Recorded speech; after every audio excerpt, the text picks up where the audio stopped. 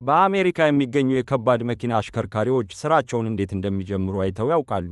በየቀኑ የሚያልፉበት ሂደት እጅግ በጣም ከባድና ጥንቃቄ የሚጠይቅ ነው። ነገር ግን እዚህ ጋር አንድ ትልቅ ችግር አለ። ይህ አሽከርካሪ ረጅም ጉዞ ከመጀመሩ በፊት ሁለት ተሳቢዎችን በማያያዝ ላይ ነው። መጀመሪያ የመጀመሪያውን ተሳቢ ከማያያዣው ጋር ያቆራኛል። ከዚያም ከሁለተኛው ተሳቢ ጋር ለመጣጣም አስገራሚ የሆነ የአሽከርካሪነት ጥበብ ያሳያል። ብዙዎችን ግራ የሚያጋባው ግን ይሄኛው ክፍል ነው።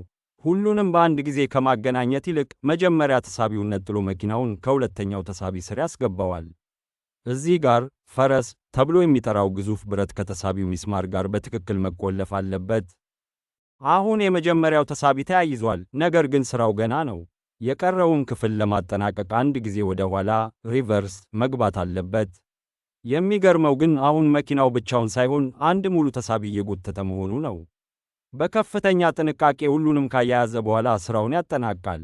ትልቁ ችግር ግን ይሄ ነው። ብዙ ሰዎች ምንም አይነት ስልጠና ሳይኖራቸው ይህንን ሁሉ ጥበብ በቀላሉ የምንወጣው ይመስለናል። እናንተ ምን ትላላችሁ? እንዲህ አይነት ግዙፍ መኪና በሁለት ተሳቢ የማሽከርከር ድፍረቱ አላችሁ?